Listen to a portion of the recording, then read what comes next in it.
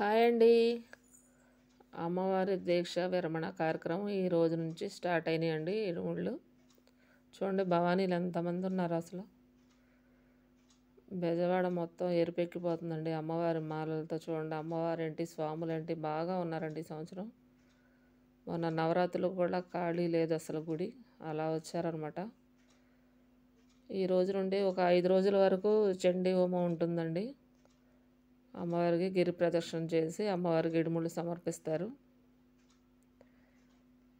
మేము one town వెళ్ళడానికి ఎంత టైం పట్టిందండి, ట్రాఫిక్ బాగా ఉందన్నమాట. చూడండి, ఎక్కడెక్కడ ఏర్పాట్లు కూడా బాగా చేశారు.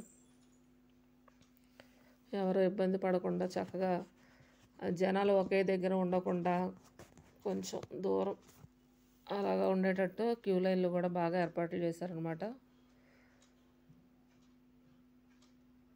చూస్తున్నారా, జనాలు అసలు మామూలుగా లేరనమాట. గిరి ప్రదక్షిణ కూడా చాలా బాగుంటుందండి. మేము వెళ్తూ ఉంటాం ప్రతి సంవత్సరం. గిరి ప్రదక్షిణ కూడా చూడ చక్కగా ఉంటుందన్నమాట. చుట్టూ అమ్మవారి విగ్రహాలతో అసలు మనం నడిచినట్టు కూడా అనిపించదు అనమాట, అంత బాగుంటుంది.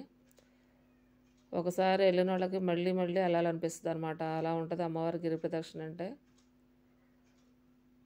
మధ్యలో అంత అమ్మ